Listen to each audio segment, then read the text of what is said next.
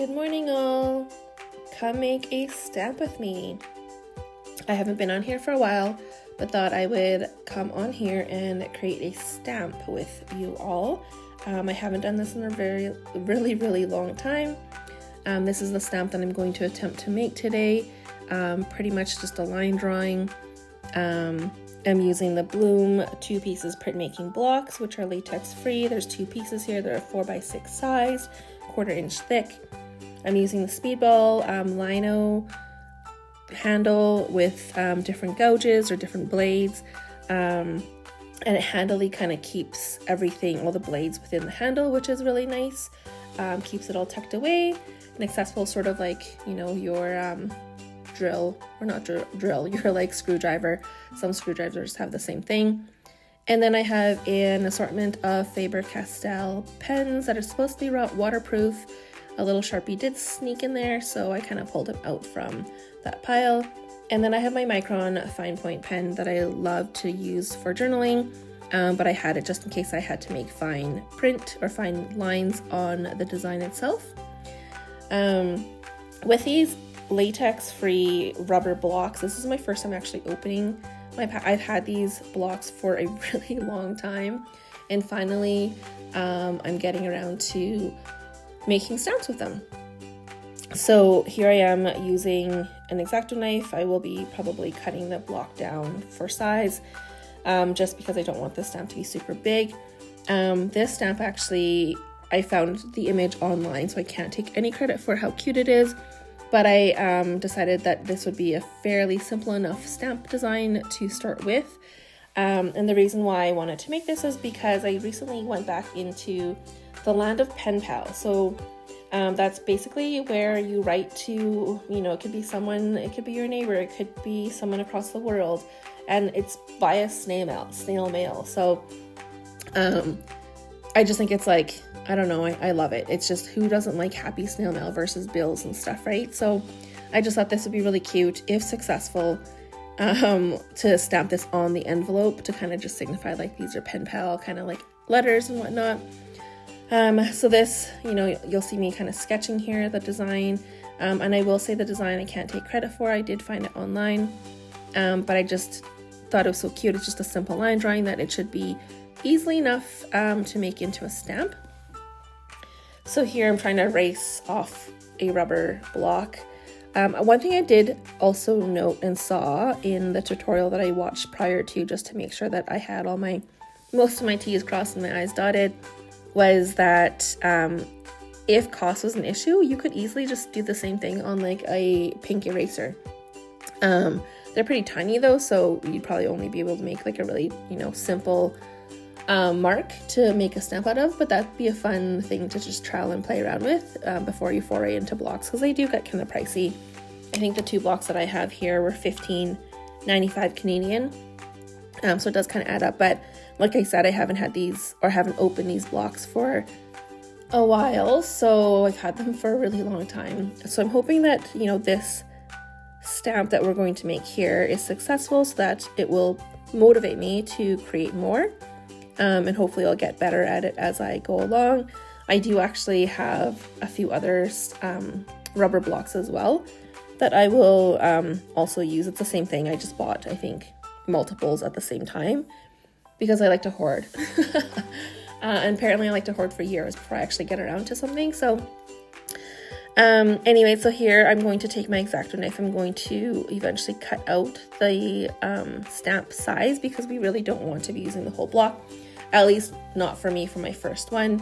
I didn't want to make a big stamp. I just really wanted to kind of be small enough that I could still carve it out, and not too big that it'll overtake the envelope when I stamp it on there.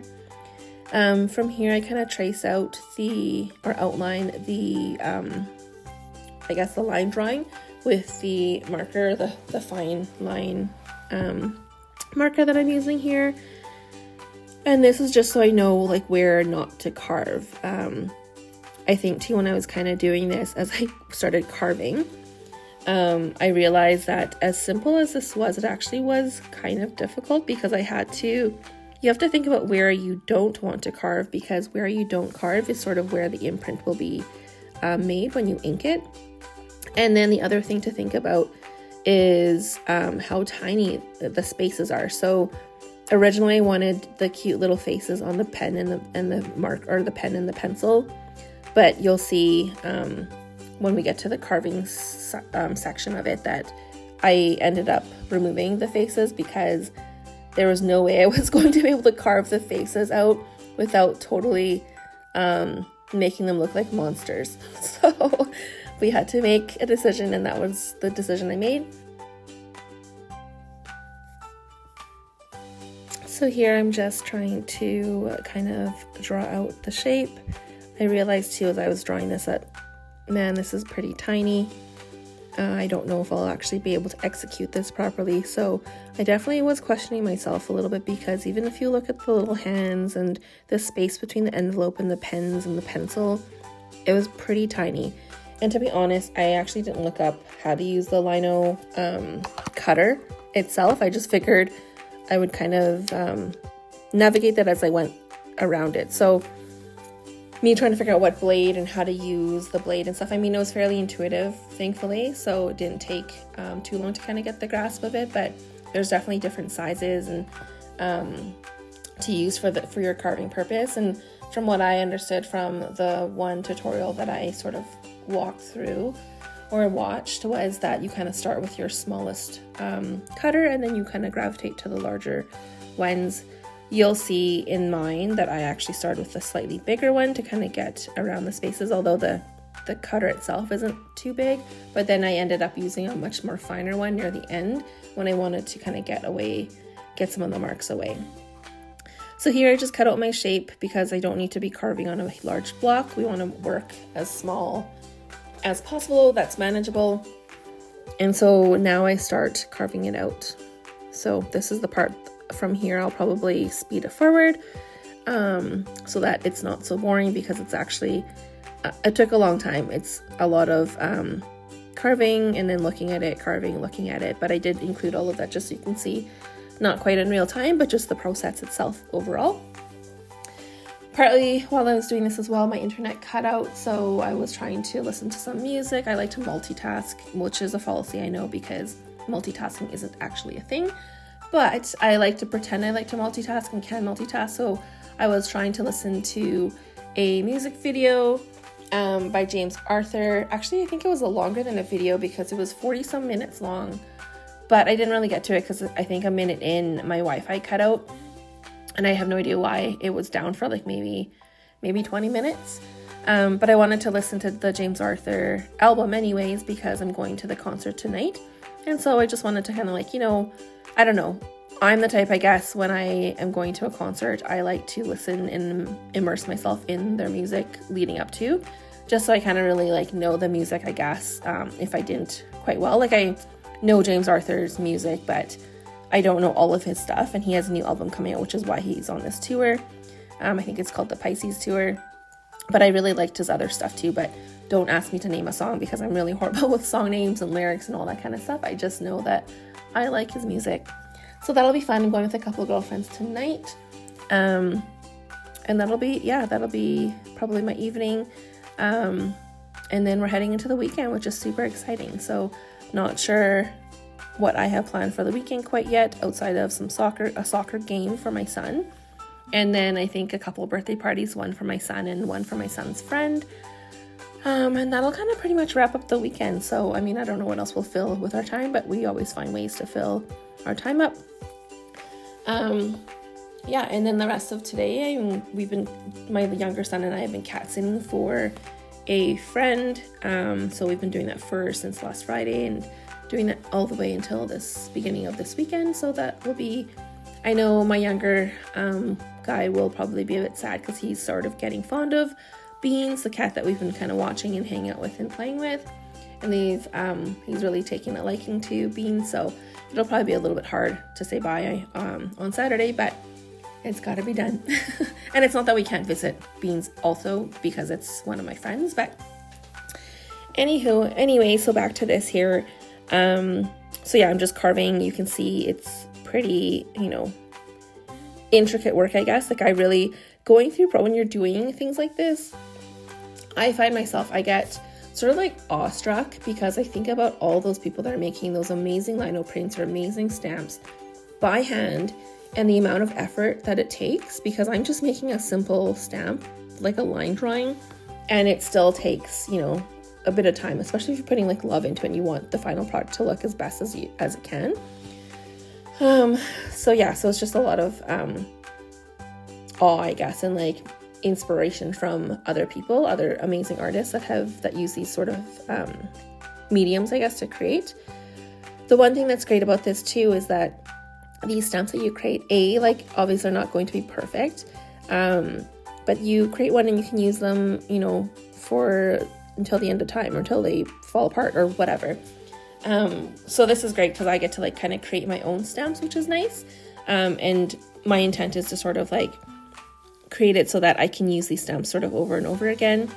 So you can see here, it looks fairly good, but you never really know until you ink them, I find.